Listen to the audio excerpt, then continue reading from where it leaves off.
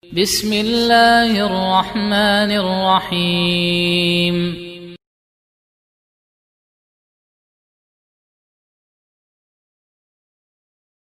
Ada seorang Arab Badui datang bertanya kepada Nabi sallallahu alaihi wasallam, "Mata sa'ah?" Ya Rasulullah, kapan hari kiamat? Maka Nabi sallallahu alaihi wasallam tidak menjawab. Kenapa beliau enggak menjawab kapan hari kiamat? Karena itu perkara gaib. Apa yang akan terjadi masa depan, tidak ada yang mengetahuinya kecuali Allah. Dan Nabi SAW tidak mungkin tahu kecuali Allah berikan wahyu kepada beliau. Kalau Allah nggak berikan wahyu, beliau nggak bisa menjawab. Sebagaimana juga di surat Al-Jin Allah tegaskan, Alimul ghaibi, fala yudhiru ala ghaibihi ahadan illa man irtada mir rasulin. Allah yang maha mengetahui perkara gaib. Maka Allah tidak menampakkan perkara gaib tersebut kecuali kepada Rasul yang Allah ridhoi.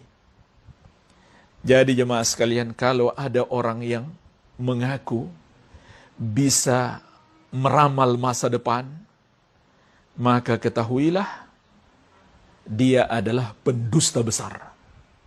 Nabi saja nggak bisa. Nabi saja harus menunggu wahyu dari Allah Subhanahu wa Ta'ala. Kalau ada orang mengaku-ngaku, sebelum terjadi kecelakaan pesawat Sriwijaya Air yang kemarin misalkan, dia sudah tahu katanya, dia sudah bisa meramal. Itu namanya pendusta besar yang dalam syariat disebut sebagai dukun. Terserah, orang mau sebut dia mbah sakti, bahkan disebut kiai, ustadz, maka dalam syariat mereka disebut dukun. Dan pendusta besar. Ini Nabi saja nggak ngerti ketika ditanya tentang apa yang akan terjadi masa depan. Jadi jemaah sekalian, di antara definisi dukun atau tukang sihir dalam syariat adalah orang yang suka meramal masa depan. Dan dia adalah pendusta besar karena dia nggak mungkin tahu.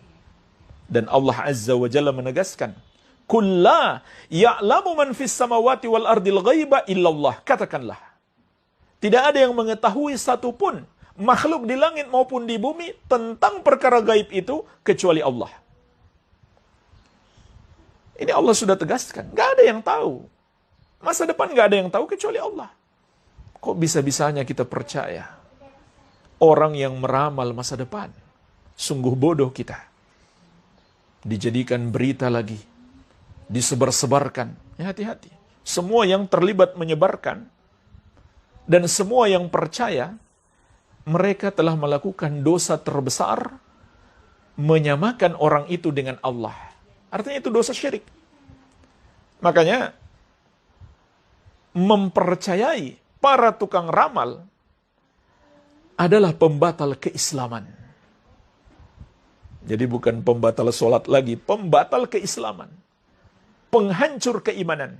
Rasulullah SAW menegaskan, Man atakahinan aw arrafan fasaddaqahu bima yaqul faqad kafara bima unzila ala Muhammadin sallallahu alaihi wa ala alihi wasallam. Siapa mendatangi dukun atau tukang ramal lalu mempercayainya, maka dia telah kafir terhadap Al-Qur'an yang diturunkan kepada Rasulullah sallallahu alaihi wasallam. Ini penegasan langsung dari Nabi sallallahu alaihi wasallam. Dia sudah kafir. Bahkan hanya nanya-nanya saja, tapi nggak percaya, lam tuqbalahu salatun arba'ina lailatan. Tidak diterima salatnya 40 hari 40 malam. Termasuk yang percaya melalui siaran berita atau nonton di YouTube. Siapa yang percaya, kata Nabi SAW, dia telah kafir terhadap Al-Quran. Siapa yang nonton saja, mungkin cari hiburan aja, tapi dia nggak percaya, maka tidak diterima sholatnya 40 hari 40 malam. Hati-hati. Itu para wartawan, jangan diangkat-angkat para peramal itu. Mereka pendusta besar, pembohong. Dan wajib bagi para ulama untuk mengingatkan dan pemerintah untuk melarang. Ini menyesatkan umat. Jadi hukum mempercayai peramal itu bukan sekedar dosa besar ya. itu dosa pembatal keislaman. Karena kita telah samakan dia dengan Allah kalau begitu, yang maha tahu perkara gaib. Nah, pertanyaannya, bagaimana kalau terjadi betul? Bagaimana kalau ternyata ramalan mereka terjadi? Maka jamaah sekalian, dua kemungkinan. Kemungkinan yang pertama, kebetulan saja. Yang kedua, Rasulullah SAW telah menjelaskan kepada kita, kenapa terkadang para dukun, para tukang ramal itu, ramalan mereka tepat sesuai kenyataan. Karena mereka dibantu oleh setan untuk mencuri berita dari pembicaraan malaikat. Jadi justru kalau ada tukang ramal, kemudian ramalannya terjadi, kita sebagai seorang muslim semakin yakin inilah dukun. Seperti yang dikabarkan Nabi SAW, yang bekerja sama dengan setan sehingga terkadang ramalannya tepat. Setan mencuri berita dari pembicaraan malaikat.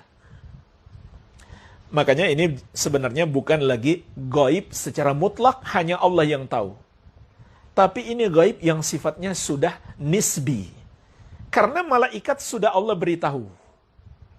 Lalu ketika malaikat itu berbicara, setan naik di satu tempat di atas awan di bawah langit untuk mencuri dengar pembicaraan para malaikat tersebut. Lalu mereka dilempar dengan potongan-potongan bintang karena itu. Inilah makna surat Al-Mulk. وَلَقَدْ زَيَّنَّا السَّمَاءَ الدُّنْيَا بِمَصَابِيحَ وَجَعَلْنَاهَا رُجُومًا لِلشَّيَاطِينِ.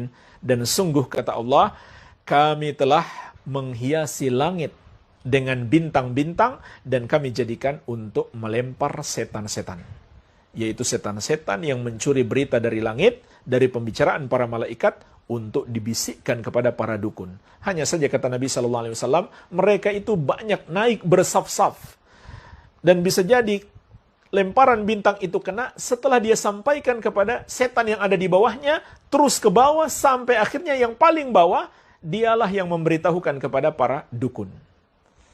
Jadi ini sudah dikabarkan oleh Nabi SAW. Maka jangan heran, justru harusnya kita tambah yakin, inilah dukun yang diceritakan oleh Nabi SAW. Ya nggak mungkin kita benarkan dia, lalu kita mengatakan, berarti dia juga tahu dong perkara gaib. Kalau begitu kita telah samakan dia dengan Allah. Ayatnya sangat jelas.